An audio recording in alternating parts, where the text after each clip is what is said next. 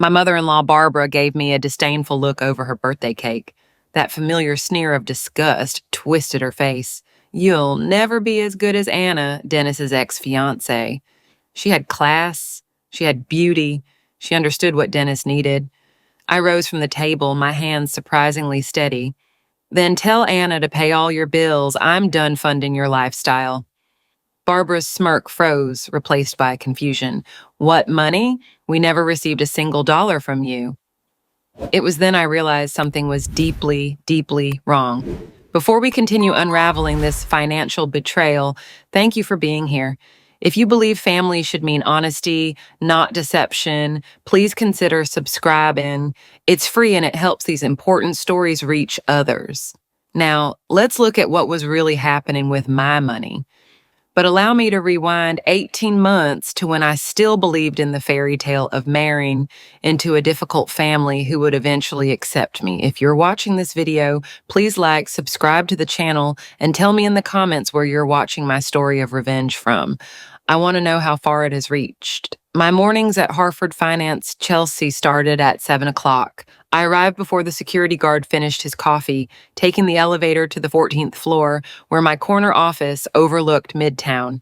The view was everything I'd worked for, glass towers reflecting the sunrise, the city waking up beneath me. I analyzed portfolios worth more than most people would see in 10 lifetimes, tracking derivatives and spotting discrepancies that saved our clients millions. Sarah, my assistant, brought me green tea in the Tiffany mug Dennis bought me for our anniversary. The Henderson account has an interesting movement, she'd say, and I would dive into spreadsheets that told stories of money flowing through channels it shouldn't. I could spot financial fraud 1,000 yards away in someone else's life. The irony still burns me. Dennis would text around 10, usually something sweet about lunch plans or reminding me about dinner with his parents.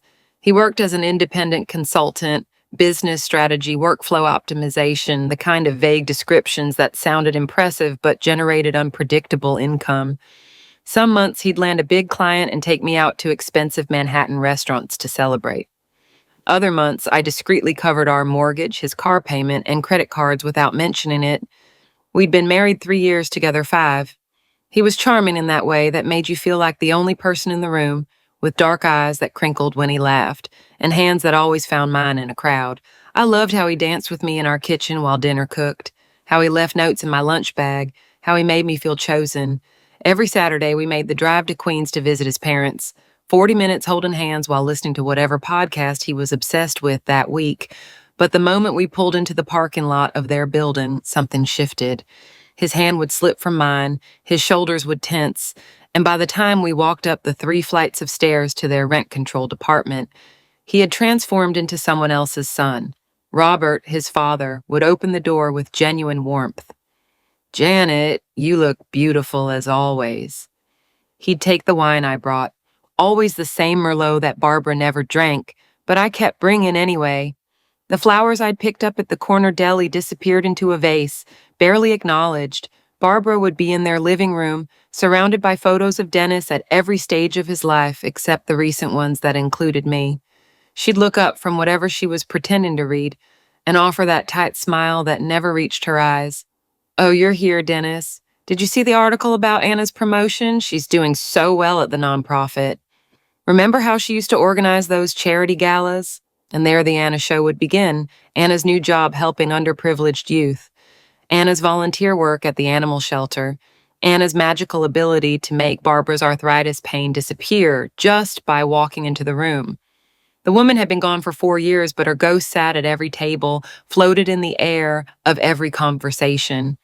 "Anna made the most incredible lasagna," Barbara would sigh over my carefully prepared casserole. "She had this special ingredient, love, I think." Dennis would fidget uncomfortably, maybe squeeze my knee under the table, but he never spoke up. He never said, "Mom, Janet is here." He never mentioned that Anna had cheated on him with his former best friend, which was why they had broken up. That detail had been conveniently erased from family history. The financial situation arose gradually, then suddenly. First, it was comments about fixed incomes not keeping up with inflation, Then specific mentions of medical cost. Barbara's arthritis required injections that Medicare only partially covered. Robert's heart medication cost $300 a month after insurance. Their rent had gone up twice in 2 years, and Robert had started working part-time at a hardware store at 70 to make ends meet. One Thursday evening, I was deep into quarterly reports when Dennis appeared in my home office. He had that look, the one that meant he needed something but didn't want to ask for it. He sat on the edge of my desk, fiddling with my stapler. Mom called today. Dad's been skipping his medication to make it last longer. I looked up from my screen. That's dangerous. He needs those pills. I know. Dennis ran a hand through his hair, a gesture I'd learned meant anxiety. They're drowning, Janet. Mom's too proud to ask for help, especially from you, but they need it. How much? Maybe $2,000 a month, just temporarily until they figure something out. I studied his face. I saw genuine worry there. They were his parents, and despite Barbara's coldness toward me, Robert had always been kind. We can do that. There's one thing, Dennis said, not meeting my eyes. Mom doesn't understand online banking. She gets confused by all the tech.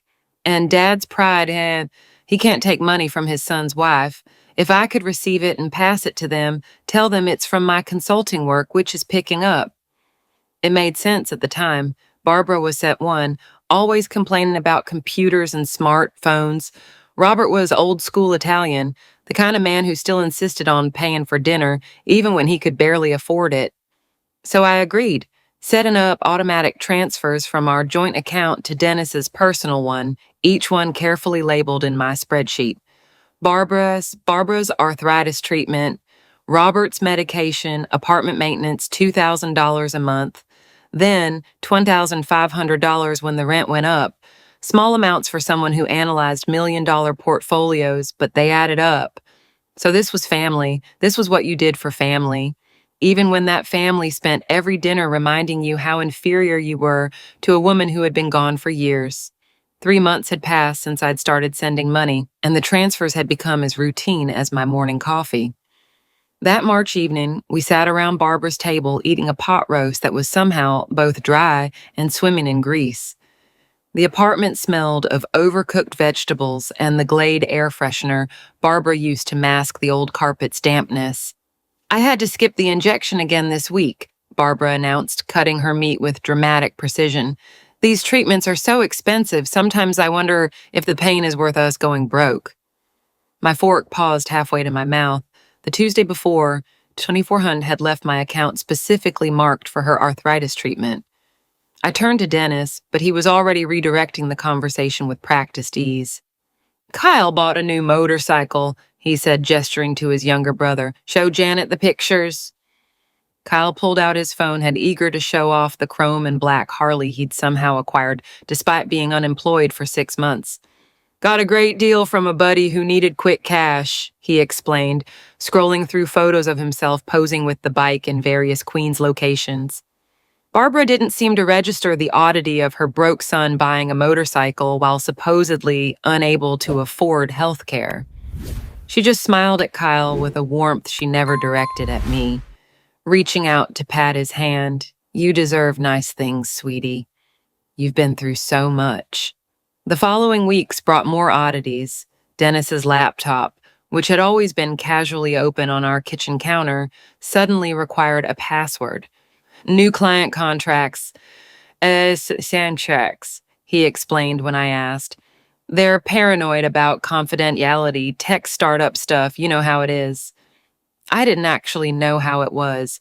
His consulting work had always been vague, but now it became actively secretive. Phone calls that used to be taken at the kitchen table moved to the better reception out there, he claimed, even though we'd never had signal problems in our house before. Bank statements that used to pile up on our entry table started disappearing. I'd see the mail carrier deliver them, but by nightfall they were gone. When I questioned it, Dennis would pat my shoulder with that reassuring touch he'd perfected. I'm organizing everything for taxes. I found this new online system. You focus on your big accounts at work. I'll take care of our little household stuff. Our little household stuff that included thousands of dollars leaving monthly. Late at night, I would wake up to find his side of the bed empty. Through the crack beneath his office door, I could see the blue glow of his computer screen and hear the quick click of keys. When I padded down the hall, the typing would stop. By the time I opened the door, he'd be scrolling through sports scores or reading news articles, looking up with that easy smile. Couldn't sleep, didn't want to wake you with my tossin' and turnin'. One Sunday in April, Robert scared all of us. We were finishing Barbara's dry pound cake when he stood up to clear plates and swayed dangerously. His face had gone gray. Sweat beaded on his forehead despite the coolness of the apartment. Dennis jumped up to steady him, guiding him to the sofa while Barbara fluttered, suddenly playing the concerned wife. "I'm fine," Robert insisted, though his hands shook accepting a glass of water. "Just tired. I pulled a double shift at the store yesterday." "Why are you working so hard?" I asked, genuinely confused. By my calculations, we'd sent $8,000 in the last 4 months, enough to cover their rent and medication with money to spare. "Bills don't pay themselves," Robert said quietly, not meeting my eyes. Dennis's hand found my knee under the coffee table, squeezing tightly, not affectionately, a warning. When I looked at him, his expression was carefully neutral, but something in his eyes told me to let it go. The drive home that night was silent, save for the rain drumming against the windshield. I watched the wipers go back and forth, trying to make sense of what I had witnessed. Finally, I couldn't hold it in. "Where's the money going, Dennis?" "What money?" His knuckles were white on the steering wheel. "The money for your father's medication, for your mother's treatments. $8,000 in 4 months, and your father is killing himself working. There are other expenses." His voice was tight. "Things you don't know about, old debts, medical bills from before. It's complicated." Then it switched to simple. "Just trust me, okay? I'm handling it." Trust, such a small word carrying so much weight. The breaking point came during Melissa's book club. Dennis's sister had insisted on hosting the gathering at our house, claiming our living room had better natural light. 7 women descended one Tuesday afternoon, armed with wine bottles and opinions on a memoir none of them had finished reading. By the 3rd bottle of Prosecco, Melissa had moved from literary criticism to family gossip.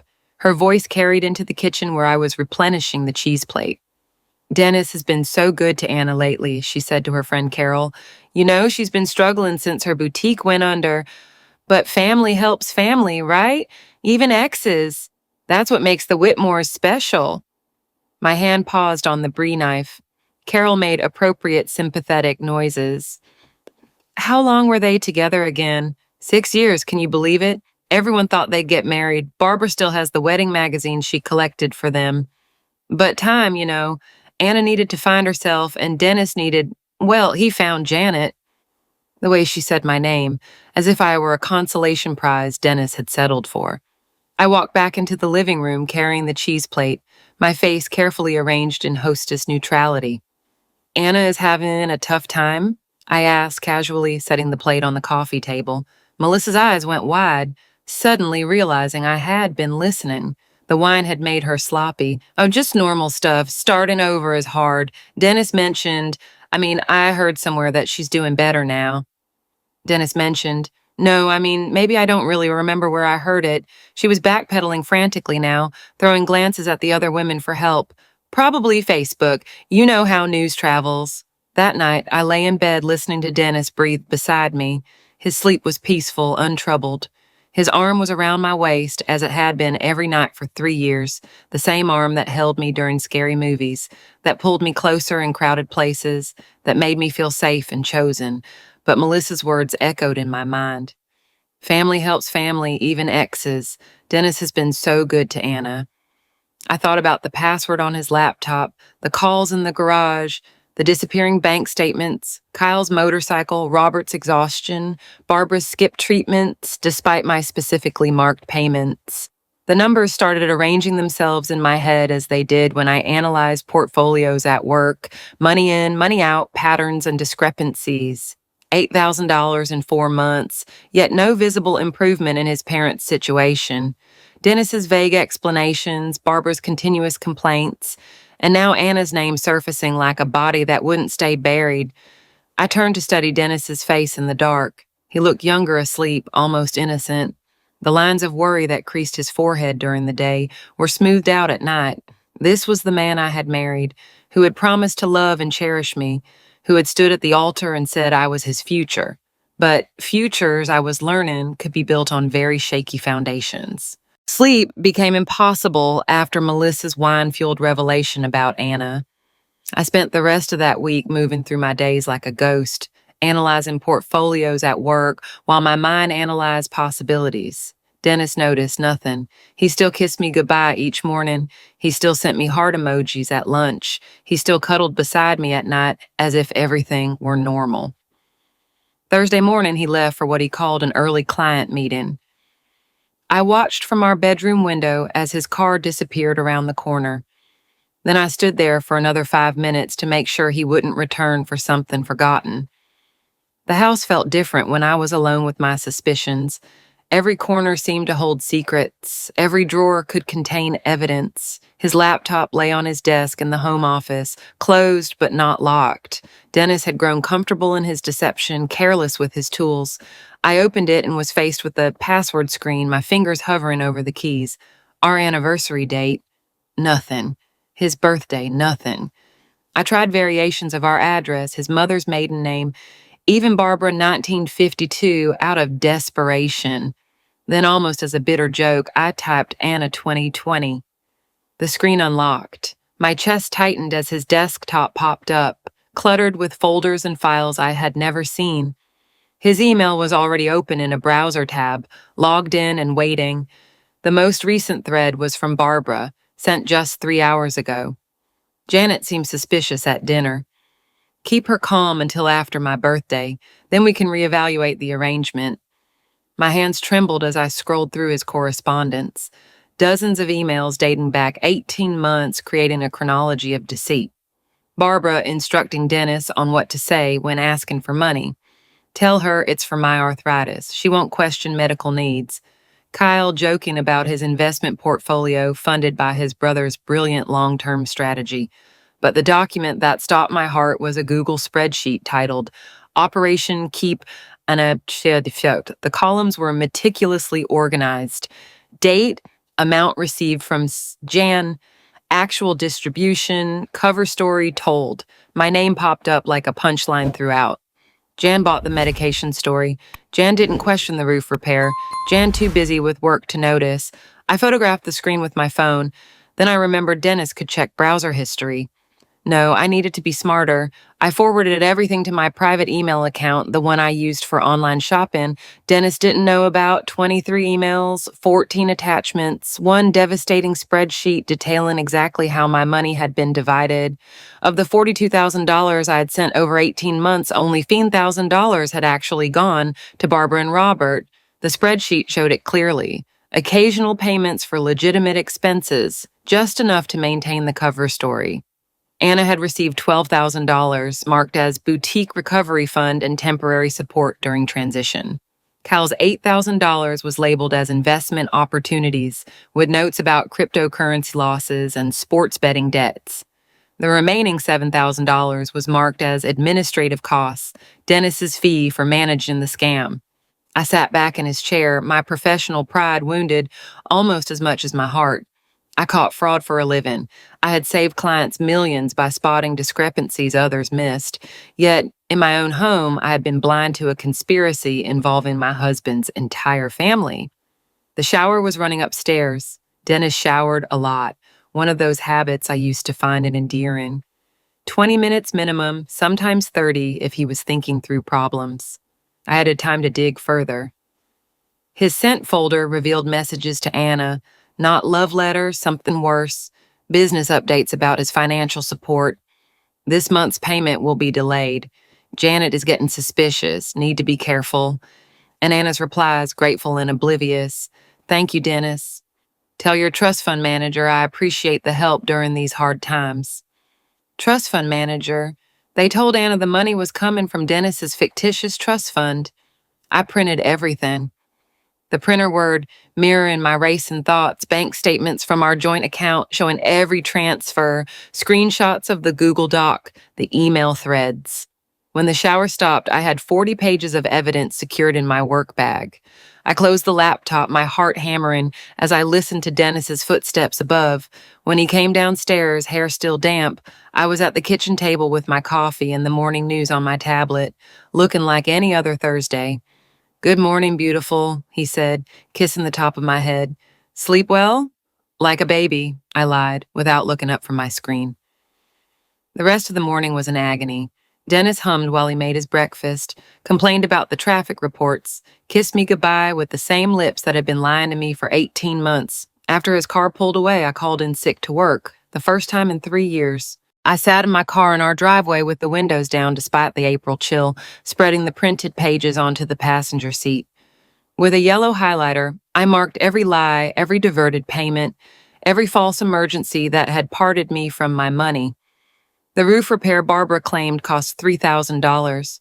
No contractor records, no permits filed with the city. Robert's emergency heart medication, the pharmacy had no record of the prescription. The apartment maintenance, Dennis said, was urgent. Their building hadn't had any work done in 2 years, according to public records. I looked it up on my phone. My phone buzzed. Dennis, checking in like the devoted husband he pretended to be. "Hope you're feeling better, honey. Love you." I looked at those 2 words that had once meant everything. Now they felt like part of the scam, emotional manipulation to keep me docile and generous. I replied with a simple thanks. Then I blocked his number temporarily so I could think without interruption. Lisa answered on the second ring. My college roommate had become a paralegal specializing in financial crime, a coincidence that now felt like destiny. "Janet, how are you? It's been too long." "I need your help," I said. My voice broke for the first time all morning. "I think my husband and his family have been stealing from me." "Oh, honey, come over right now." Lisa's apartment was a 20-minute drive that I made in Fing. She opened the door in sweatpants, her laptop already open on her coffee table. I handed her my folder of evidence and watched her expression change from concern to astonishment to professional resolve as she read. "Janet, this isn't just theft. This is wire fraud. Conspiracy to commit fraud. When you cross state lines with electronic transfers based on false pretenses, it becomes a federal crime. Federal, the kind where people go to prison.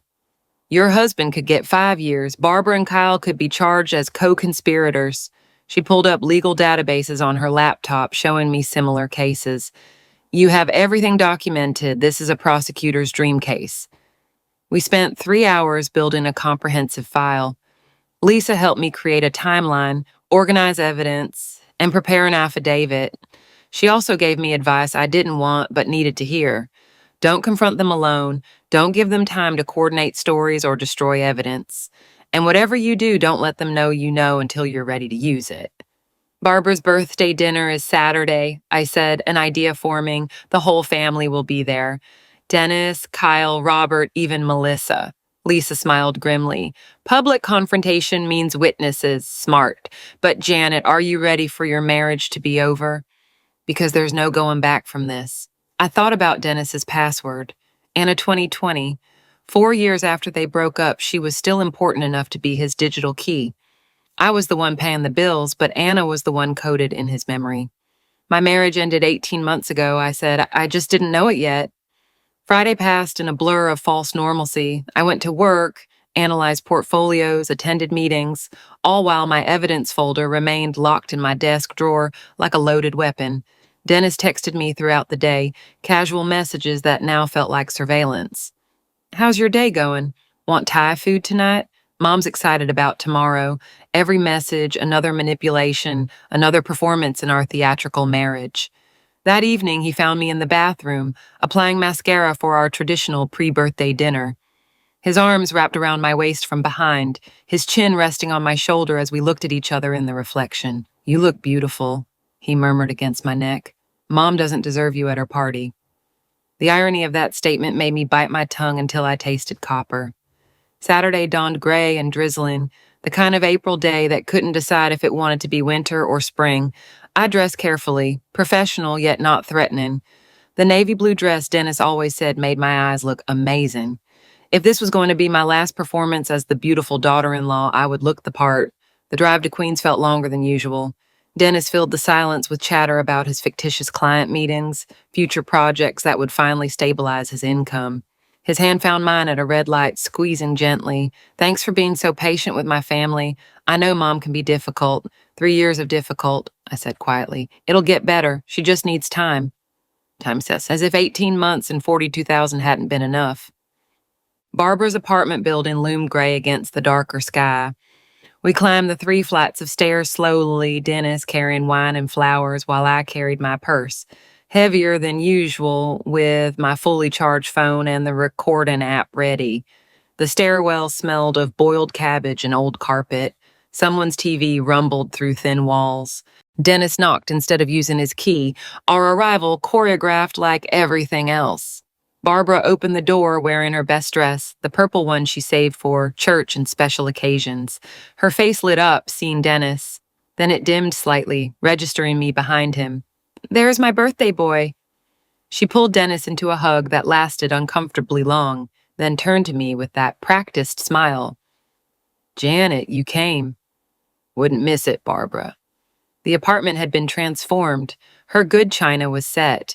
The table extended with the leaf she only used for parties. Streamers hung from the ceiling, and the smell of roast competed with her aggressive Glade air freshener.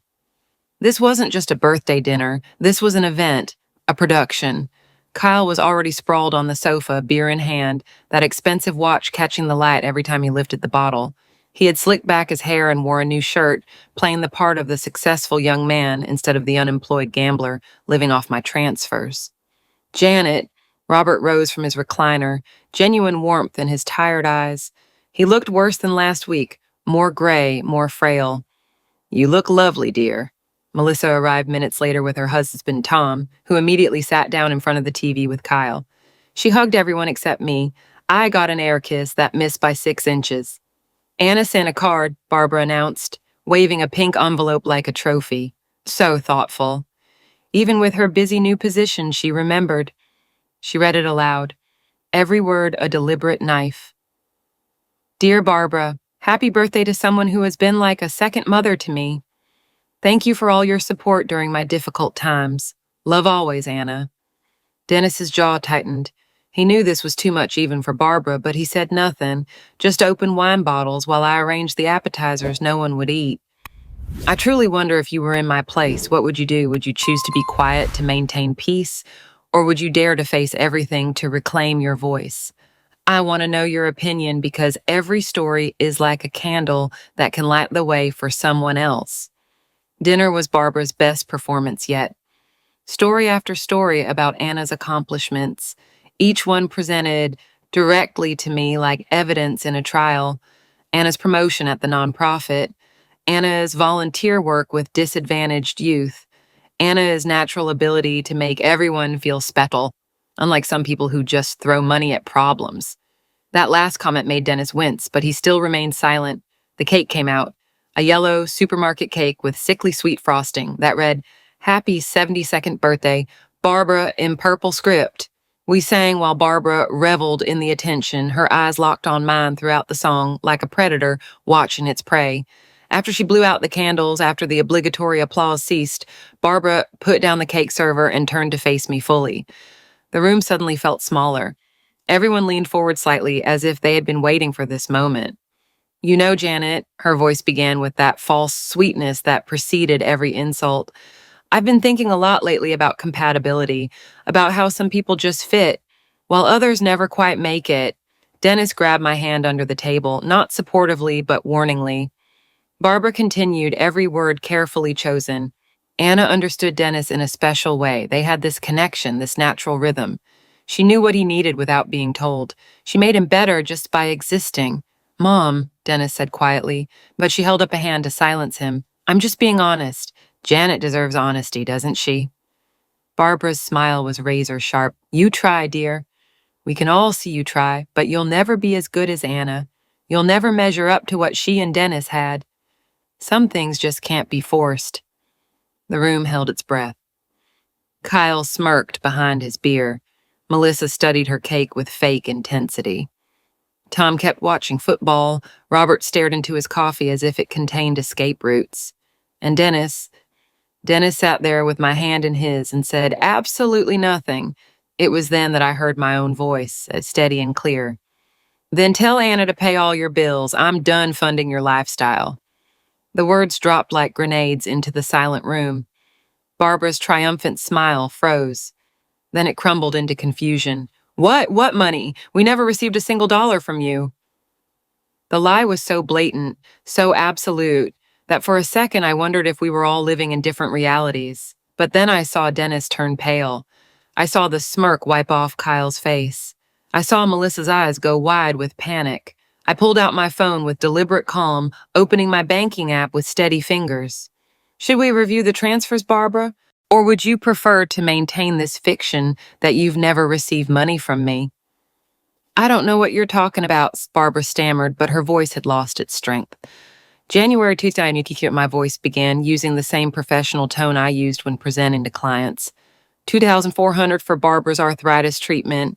February 2020, 2,300 for apartment repairs. March 2023, $3,000 for Robert's medication. Each month dropped into the silence like stones in water. April, May, June. The numbers adding up while the faces around the table transformed.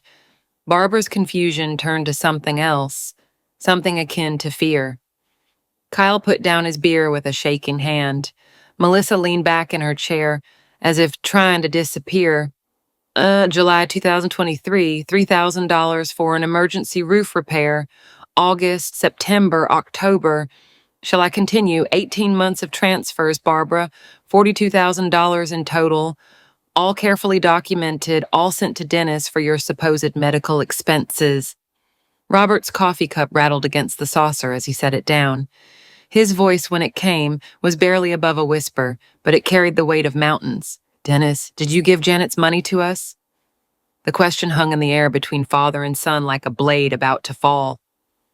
Dennis's mouth opened and closed, searching for words that could soften what was coming.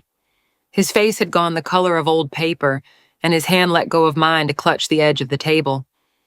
It's complicated, he finally managed, the words barely audible.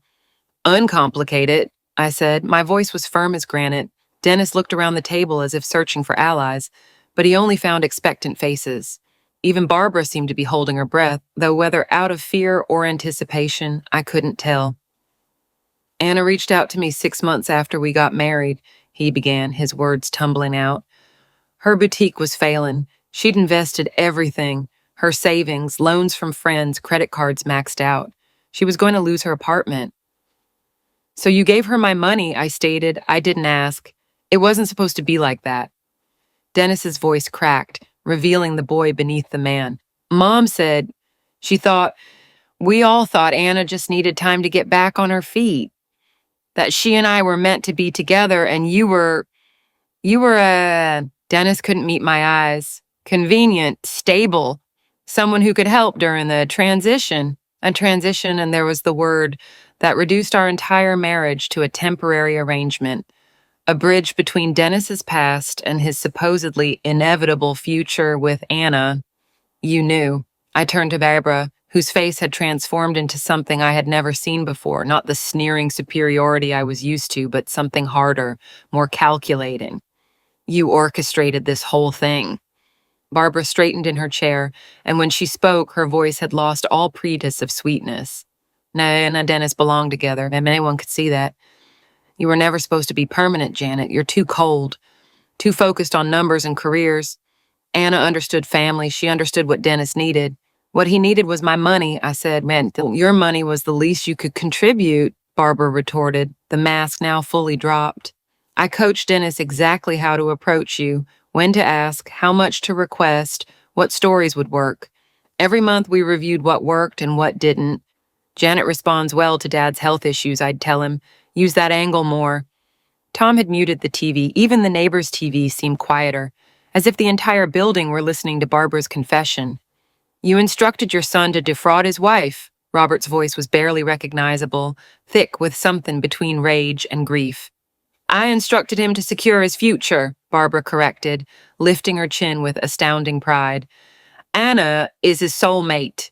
Janet was just a stepping stone, a well-paid stepping stone who could fund Anna's recovery and their eventual reunion.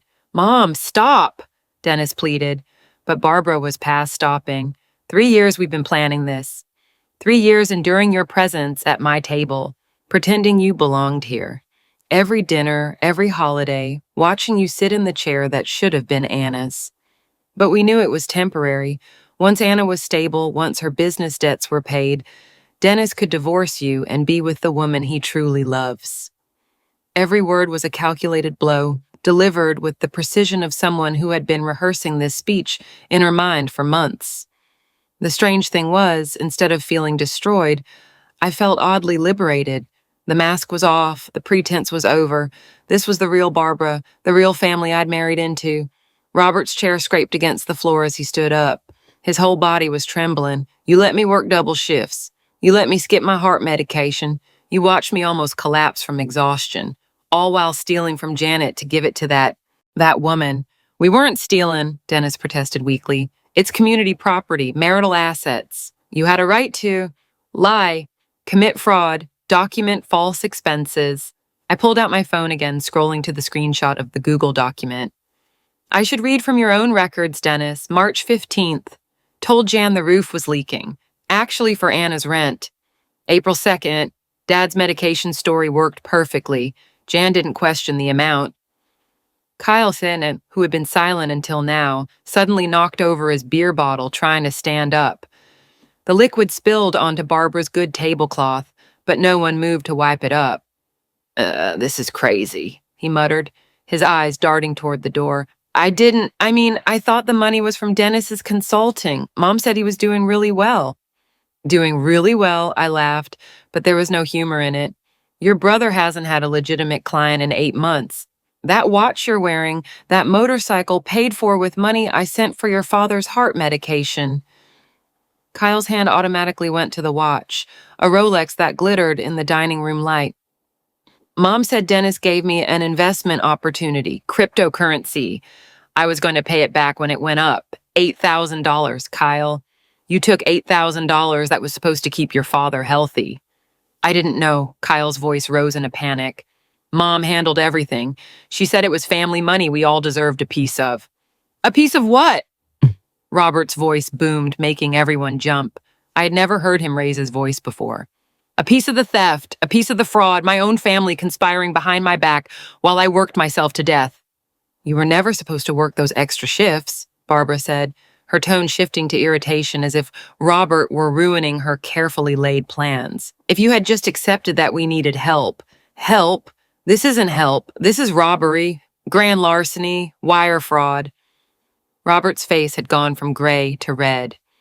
The veins in his neck stood out. Melissa finally spoke, her voice small. I didn't know about the money, but I knew about Anna. Dennis has been meeting her for coffee every week, sometimes dinner. I thought Janet knew.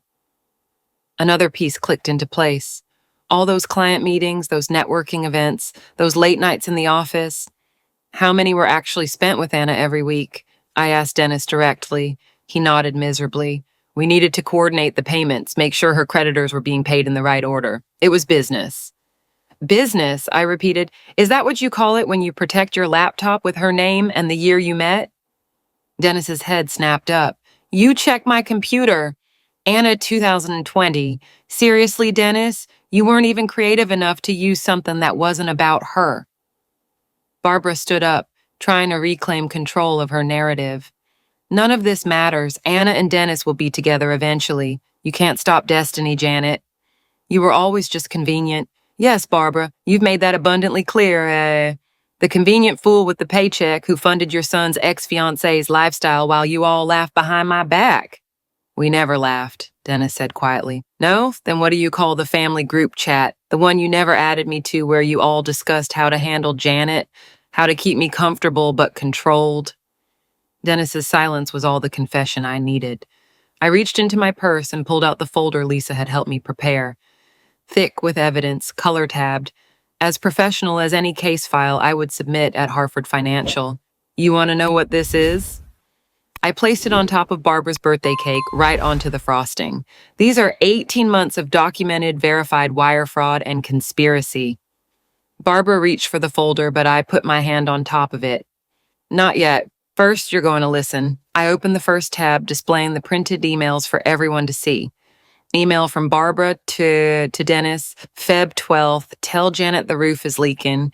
She won't verify with the landlord. Email from Dennis to Kyle, March 3rd. Mom says you need $8,000. Janet thinks it's for Dad's medication, so act accordingly and ask. You had no right to read private emails, Barbara began, but her voice had lost its power. Actually, I had every right to read emails discussing how to steal my money. I flipped to the next section.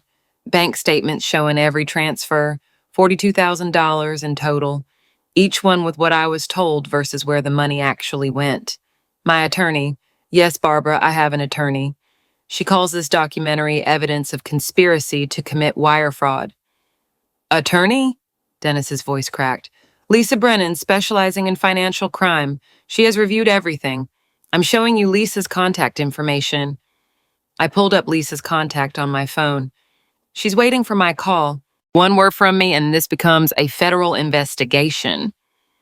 The room had gone so quiet, I could hear the refrigerator humming in the kitchen, the neighbor's TV playing a game show through the walls, someone's footsteps in the apartment above. Federal, Kyle whispered, his face draining of color. When you use electronic transfers across state lines based on fraudulent pretenses, it becomes a federal crime. Dennis could face 5 years in prison. Barbara and Kyle, as co-conspirators, could face 3 years each. Prison. Kyle's expensive watch caught the light as his hand shook. But I didn't. Mom said, you took $8,000 you knew came from a questionable place. You participated in family meetings about how to handle Janet. You are in the group chat discussing how to prevent me from discovering the truth. That is conspiracy. Barbara tried to rally. You're bluffing. No prosecutor would take this case. We're family. We are family, I corrected, and prosecutors love cases with this much documentation. But here's the part you're really going to hate, Barbara. I paused, savoring the moment before delivering the blow I had been saving. Anna knows everything. The silence that followed was beautiful. Barbara's mouth dropped open. Dennis's head snapped up. Even Robert, who had been staring at the table in silent rage, looked up at me in shock. That's impossible, Barbara said, but uncertainty colored her voice. 2 days ago, I contacted Anna. I sent her screenshots of the Google Doc, the emails, everything that showed where Dennis's mysterious trust fund money really came from.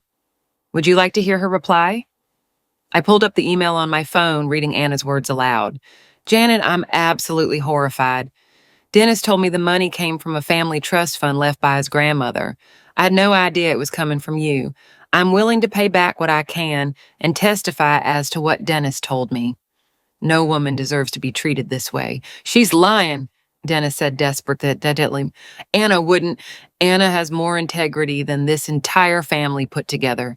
She has already sent me records of every payment she received, thinking it was from your fictitious trust fund. She is prepared to sign an affidavit confirming that you lied to both of us. Barbara slumped in her chair. The purple dress that had looked so regal now made her look like a deflated party balloon, the queen of manipulation realizing her chosen princess had switched sides. But the best part, I continued, pulling out a printed text exchange. Anna sent me screenshots of Dennis's messages to her. Don't worry about paying me back. My trust fund is huge.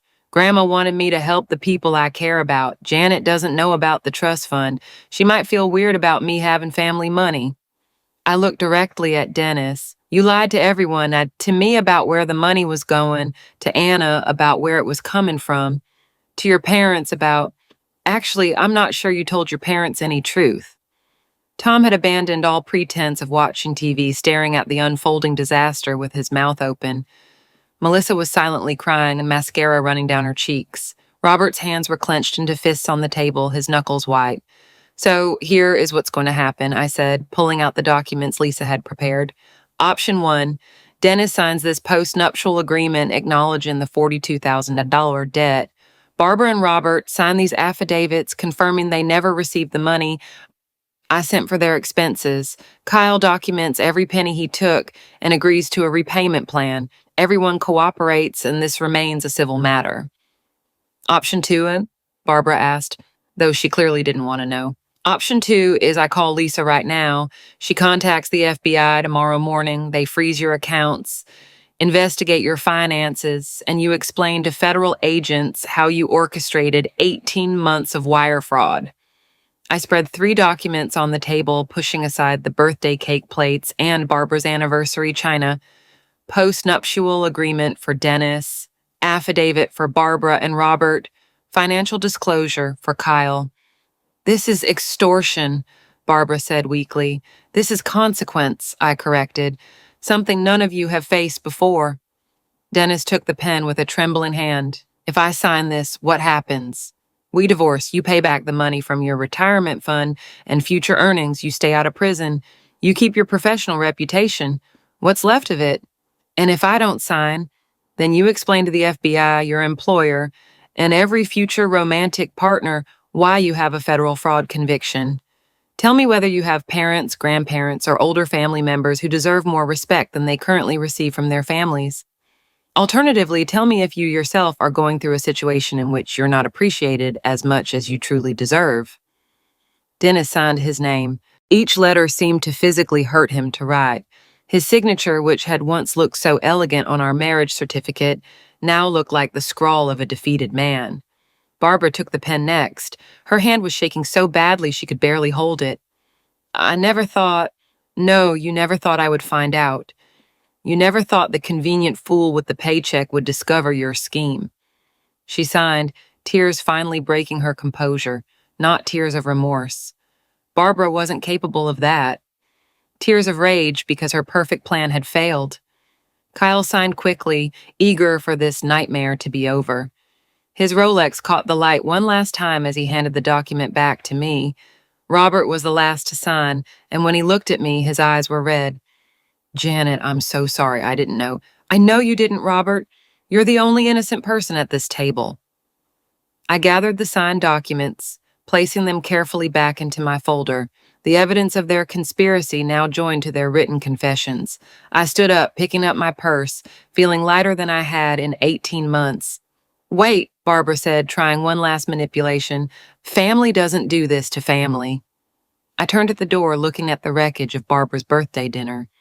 The cake with evidence folders crushing its frosting, the signed confessions amidst the china, the family that had conspired against me now turning on each other with accusations and blame. Family doesn't steal from family either, I said. Happy birthday, Barbara. I walked down the 3 flights of stairs and out into the April drizzle, leaving the remnants of Barbara's birthday dinner behind me. My phone started ringing before I reached my car. Dennis calling, texting. The family group chat I had never been a part of suddenly desperate to include me. I turned the phone completely off and sat in my car, the rain drumming against the windshield, feeling something between exhaustion and exhilaration. The drive home was surreal, the same route I had taken with Dennis just hours earlier, but now I was alone, my marriage effectively over, my evidence folder on the passenger seat like a silent witness to what had just transpired. I stopped at a red light and looked at myself in the rearview mirror. My makeup was still perfect, not a tear shed, strong or numb, I couldn't tell. Lisa was waiting for me at my house when I arrived, sitting on my porch with a bottle of wine and 2 glasses. Figured you'd need this, she said, rising to hug me. How did it go? They all signed. I held up the folder, every last one of them. We sat in my kitchen, soon to be just my kitchen, as I recounted every detail. Lisa took notes, already planning the next legal steps. File for divorce Monday morning, she advised. Strike while they're still scared. Dennis showed up at midnight, using his key one last time. I was still awake, waiting for this. He found me in the living room with Lisa, who had stayed for protection and as a witness. Janet, please, we need to talk, he pleaded, his face puffy from crying.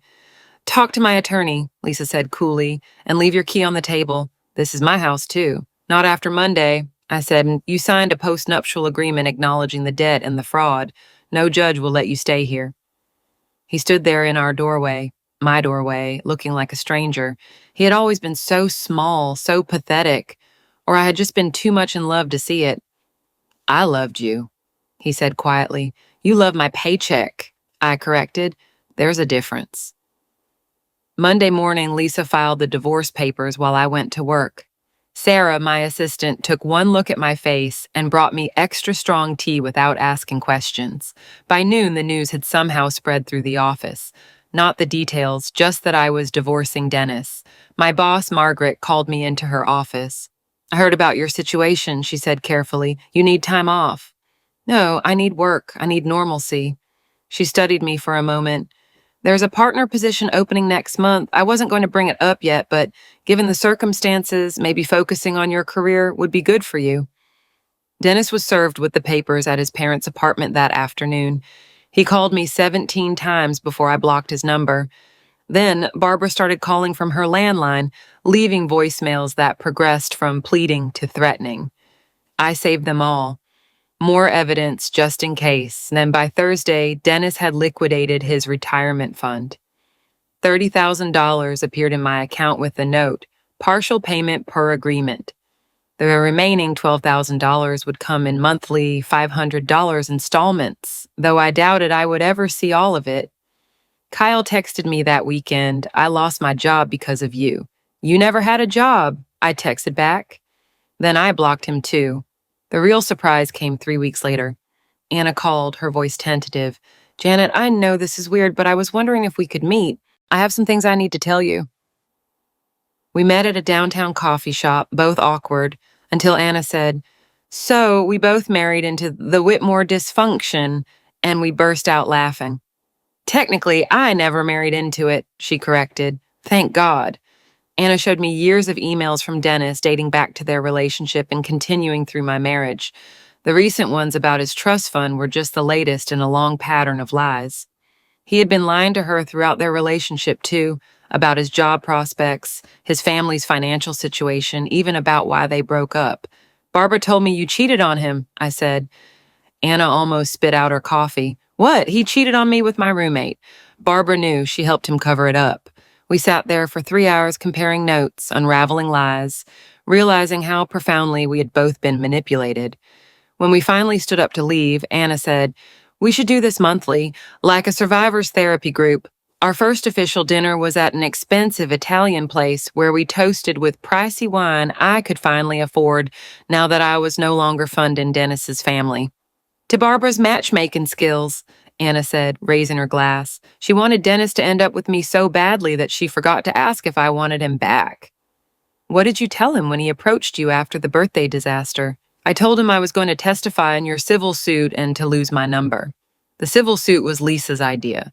Since they had all admitted to the fraud in writing, we could sue for damages beyond the stolen money. Emotional distress, financial manipulation, conspiracy to defraud, Lisa listed, building her case.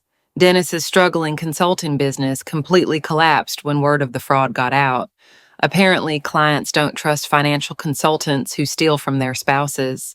He moved back in with Barbara and Robert, sleeping in his childhood bedroom at 34, surrounded by high school trophies and mementos from when he had potential. Barbara, according to Melissa, who still texted me occasionally, had become unbearable to live with. Without my money cushioning their lifestyle, she had to face the reality of their situation. A fixed income barely covering rent, no savings, and a son who couldn't support himself, let alone them. Robert was the only one who showed genuine remorse. 2 months after the birthday disaster, he sent me a handwritten letter, formal the way his generation communicated important things. Dear Janet, it read, I have spent weeks trying to find the right words. There are none. What my family did to you was unforgivable. You deserve better from all of us, especially me. I should have protected you. Instead, I benefited from their crimes while remaining willfully ignorant. I am deeply sorry. I helped Robert apply for Medicare assistance programs, sending him information about prescription drug coverage he qualified for but didn't know existed. He never asked. I just did it. Not for Dennis or Barbara, but for Robert, who had been as much a victim as I was. His Christmas card arrived in December, just a simple store-bought card with one line written inside. You deserve better from all of us. No request for forgiveness, no manipulation, just acknowledgement. I kept Robert's Christmas card on my refrigerator with the sunflower magnet, the only reminder I allowed myself of the Whitmore family. January arrived with snow and silence, the kind of peace that comes after surviving a hurricane. My new routine was simple: work, therapy, and learning how to be alone without being lonely. Morrison's office became my Wednesday sanctuary. She was a small woman with silver hair who never rushed our sessions, even when I spent 20 minutes sobbing over how I had walked past such obvious red flags. "You weren't blind, Janet. You were trusting. There's a difference," she said during our third month together. "Yeah, your instinct to help family in need wasn't wrong. Their exploitation of that instinct was." We unpacked everything. My need to be the perfect wife, the way I had rationalized every red flag as a cultural difference or a temporary situation. I analyze multi-million-dollar portfolios, I told her one afternoon. I catch fraud for a living. How did I miss this in my own home? Why were you not looking for it there? We don't audit the people we love. The anger came in waves. Some days I would be fine, focused on work and moving forward. Then I would see a couple holding hands in a coffee shop, and the rage would wash over me so hard I'd have to leave. The humiliation was worse, knowing that for 18 months an entire family had been laughing at my expense, calling me convenient, planning my replacement while spending my money. The grief is real too, Darforson reminded me. You lost the family you thought you had, the marriage you believed in, the future you had planned. Allow yourself to mourn. February brought news through the grapevine. Melissa still texted occasionally, unable to resist sharing family drama. Barbara's arthritis had worsened severely. Without consistent treatment, she could barely open jars. Climbing stairs was a struggle. The bitter part of me felt vindicated. The human part remembered that I would have gladly paid for her medication had they just been honest. Kyle had found a job at an Amazon warehouse, night shifts that paid $18 an hour. He had sold the motorcycle, pawned the watch, moved into a studio Melissa described as depressing. His restitution payments arrived monthly, which likely meant he was living on ramen and hope. Dennis tried dating, according to Melissa. 3 first dates that never led to seconds. He doesn't understand why women ghost him after they Google him, his mother wrote. He keeps telling them it's their loss. The fraud documentation I had filed with the divorce had become public record. Any woman with basic internet skills could find it within minutes. Dennis Whitmore, financial consultant who defrauded his wife, not exactly dating profile material. March marked 6 months since the birthday confrontation. Anna and I had our regular dinner at a Thai restaurant. Our friendship evolved from shared trauma to genuine connection. She had started dating someone new, a professor who knew her entire history and didn't mind. He actually thanked Dennis, she laughed. He said if Dennis hadn't been a mess, we never would have met. That night, Anna suggested something that changed everything. We should help other women. How many are out there right now funding their husbands' secrets, thinking they're crazy for being suspicious? We started small, a Facebook group called Receipt Keepers for women who suspected financial abuse in their relationships.